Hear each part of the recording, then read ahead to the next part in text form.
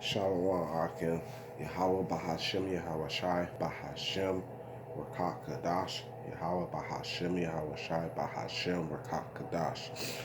Continue doing this work. Peace, blessings, and honors to all the brothers spreading this truth and spreading this good gospel.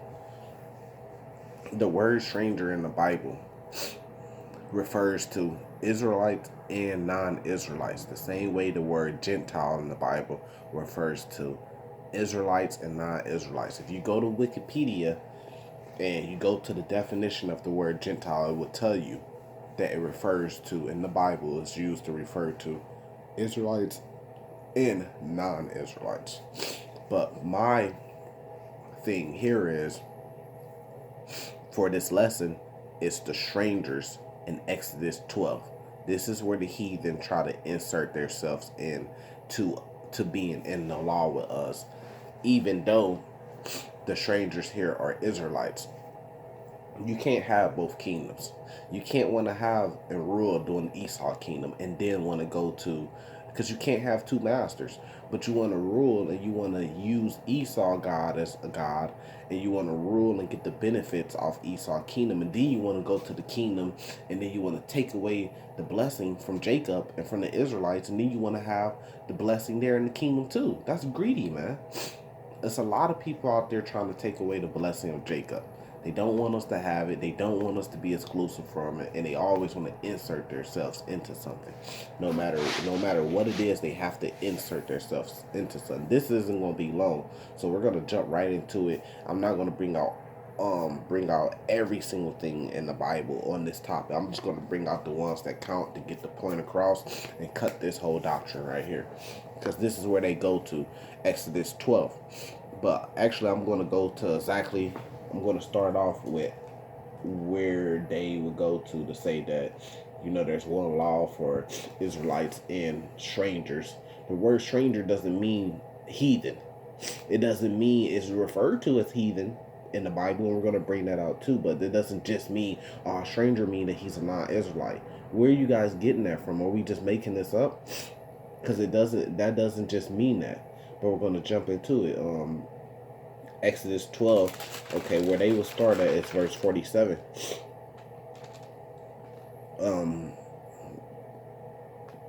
Starting from they will go to verse 48.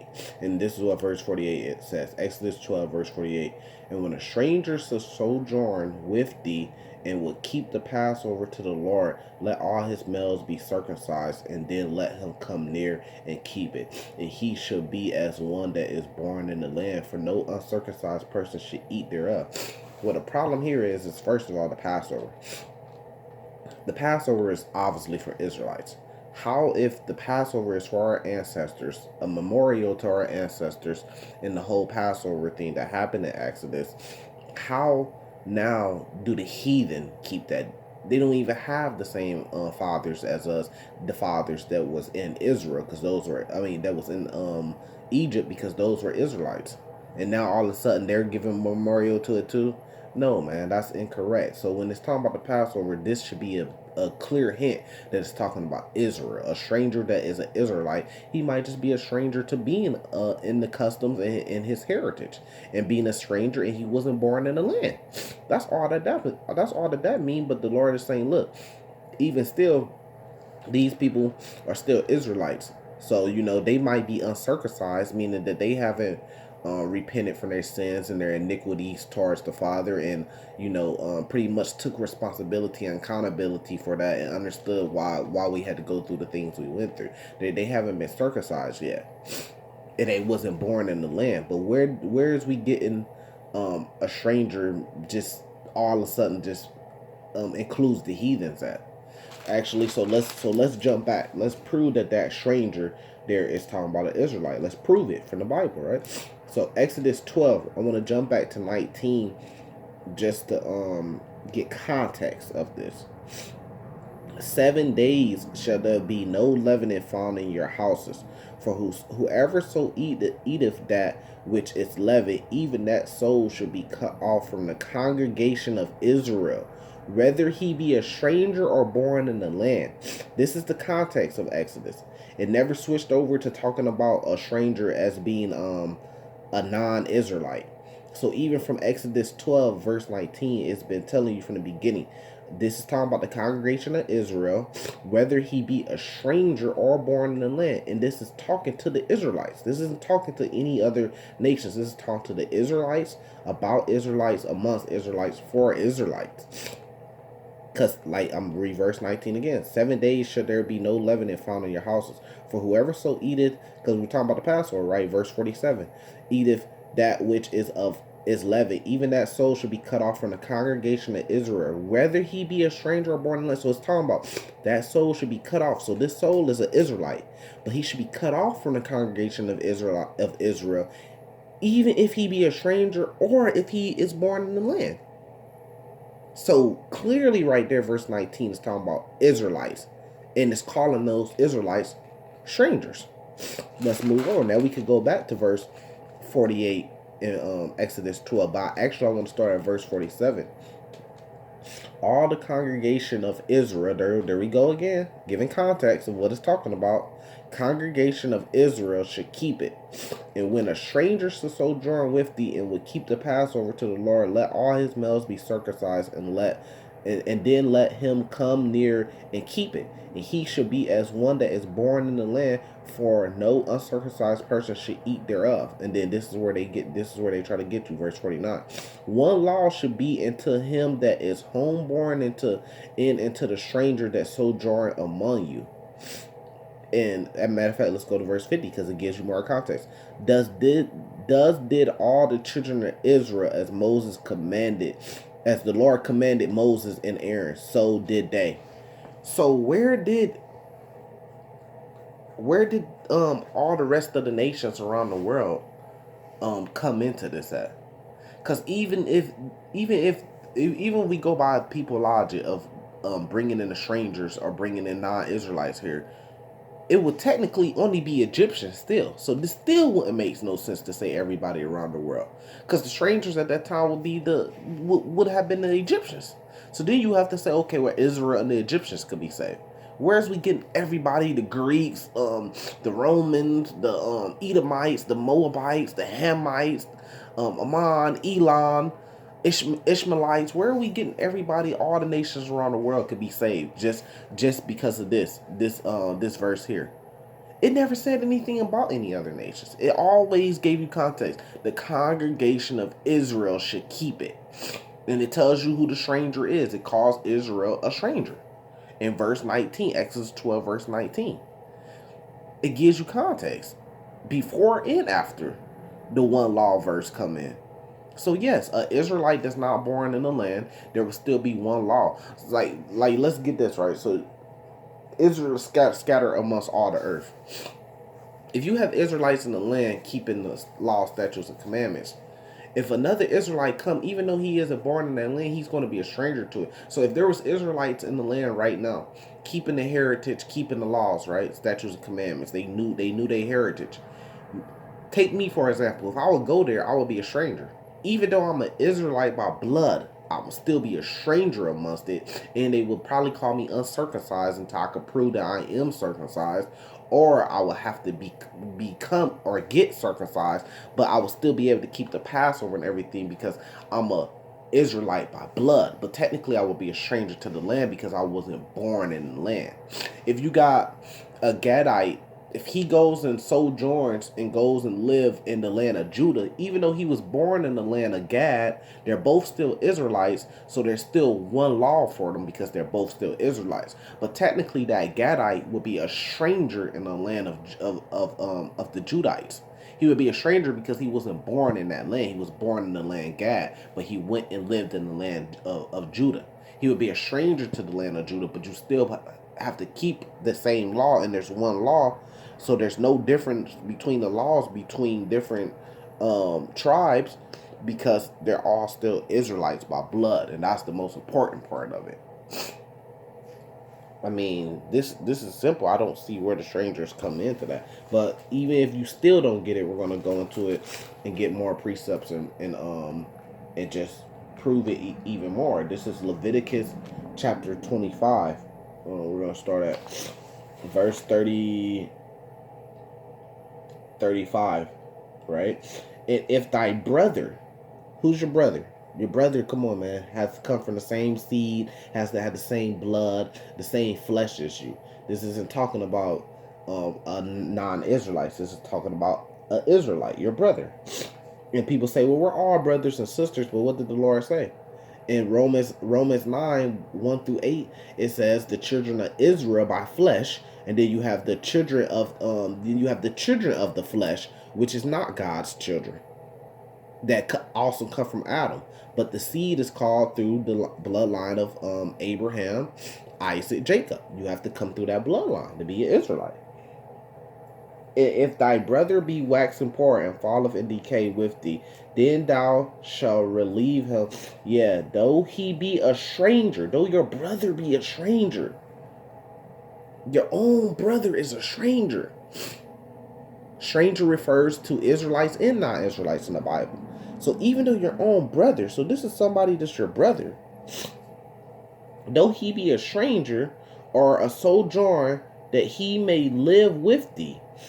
Take though no usury of him or increase, but fear thy God, that thy brother may live with thee. So it calling your brother a stranger. In 36 says that you can't take no usury of him, right? Now I'm going to prove to you there's two different types of strangers. Now I'm going to show you what a non-Israelite stranger is, right? Because it says in Leviticus 25, verse 35, 36, it says your brother, and it calls him a stranger, and it says you can't take usury of him, right? This is going to be a big cut right here. Deuteronomy chapter 23, starting at verse 20. And to a stranger thou might lend upon usury, but unto thy brother thou shalt not lend usury, that the Lord thy God may bless thee in all that thou settest thy hand to, in the land whither thou goest to possess it. So once again, we have that word brother again, and it's saying your brother you can't lend usury on. But Leviticus 25, verse 35 through 36, called your brother a stranger in that one. It said that you can't use usury, which also matches up with Deuteronomy 23 and 20, which says your brother and you should not lend usury. But the beginning of Deuteronomy 23, verse 20 says, unto a stranger thou might lend usury. So that means that this stranger right here has to be a different type of stranger. So there's two different type of strangers, because this stranger you can lend usury to. But the stranger that is your brother, you can't lend usury to. Why? Because he's an Israelite stranger. But into a stranger that's a non-Israelite, you can lend usury. But remember, back in Exodus chapter 12, starting at the 47th verse to the 50th verse, it said there should be one law. So either you're So you can't make the Bible contradict itself. That means that you're contradicting yourself. The Bible doesn't contradict itself. So if it says it's one law, then the only way it would make sense for there to be one law for the stranger and for the native born if they're both Israelites. Because if you say that stranger in Exodus is a non-Israelite, then it'd be impossible for there to be one law. Because one law tells us you can't lend usury to another Israelite that's your brother. But it say that you can lend usury into a stranger. Wouldn't that be two different laws? Wouldn't that be two different laws? If we supposed to treat them like our own, treat them like other Israelites, and they supposed to be under the one law with us, then you would be contradicting the Bible, because Deuteronomy 23 verse 20 say we can lend usury to a stranger. So that would actually mean that there's one law for the stranger, and that there's one law for how you treat an Israelite brother. So that will mean that there's two laws. But no, the Bible doesn't contradict itself. When it says there's only one law, it means there's only one law. Why? Because that stranger that it was talking about right there was an Israelite stranger. The same one that it was talking about in Leviticus 25, verse 35, 36. Your brother, though he be a stranger. That's an Israelite stranger. So that's a complete cut on that doctrine. It's over. So we're gonna get into the Bible.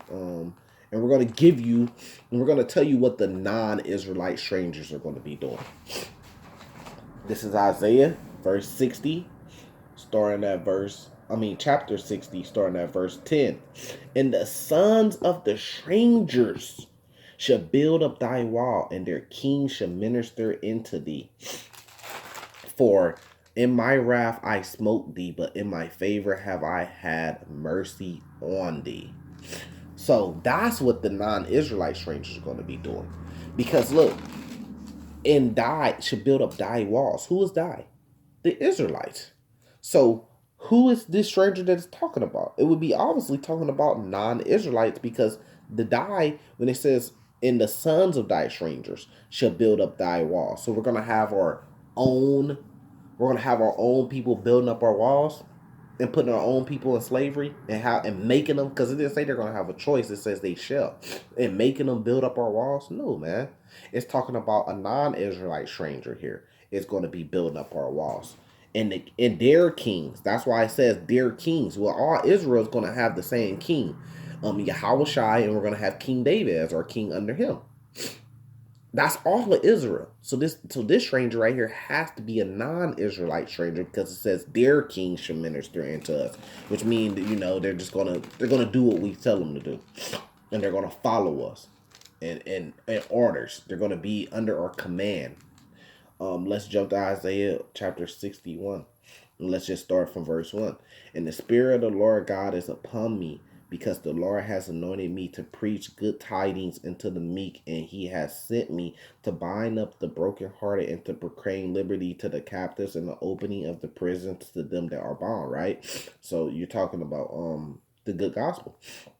"To proclaim," and let's see what it is, "and to proclaim the acceptable year of the Lord, and the day of the vengeance of our God, to comfort all that mourn." So people say, "All that mourn." Look, it says all, man. Look, the word all don't mean every single thing on the earth. Every single time you see the word all. Come on, man. Grow up. Right? Verse 3, "To appoint unto them that mourn in Zion." So who is that all that mourns? It's them that mourn in Zion. Who mourns in Zion? That's Israelites, man. By blood, by flesh. "To give into them beauty for ashes." Into them. Not to everybody. Into them. Them that mourn in Zion. Beauty for ashes. "And oil to joy for mourning. And garments of praise for the spirit of heaviness. That they might be called trees of righteousness, and planting of the Lord, that he might be glorified. And they shall build the old ways, they shall raise up the former desolations, and they shall repair the waste cities and desolations of many generations. And the strangers shall stand and feed your flocks, and the sons of the aliens shall be your plowmen and your vine dressers." That's what the strangers are going to be doing. That's slavery. They're going to stand and feed our flocks, and they're going to be our plowmen. They're going to be in the fields, and they're going to be our vine dressers, meaning they're going to be working for us. And this doesn't say they're going to have the choice if they want to or not.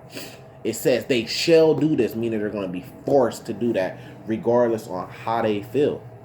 So we have 2 different strangers in the Bible. We have strangers that's an Israelite, and we have strangers that's not Israelite. You have to be able to go through the Bible and decipher when it's talking about a stranger that is an Israelite and a stranger that is non-Israelite. You have to be able to prove it with the Bible, and you have to be able to prove it with precepts to back it up, matching documents, matching scriptures to back up your claim of what you're saying, the exact same way that I just did. So in Exodus, the strangers under the one law that it's talking about are Israelite strangers. It's been proven. I gave many precepts to back it up. And then throughout the rest of the Bible, you can find verses where it's talking about actual strangers that are not Israelites. And it tells you what they're going to be doing. They're going to be slaves. So how could the strangers in Exodus that's going to be under the one law be non-Israelites if verses like Isaiah 60 and 10 and chapter Isaiah 61, the good gospel tells us the strangers are going to be building up a wall, and they're going to be ministering to us, and they're going to be pretty much slaves to us? Wouldn't that be 2 different laws? You'll be contradicting the Bible, man. So with that, we're going to say, shalom, keep the faith.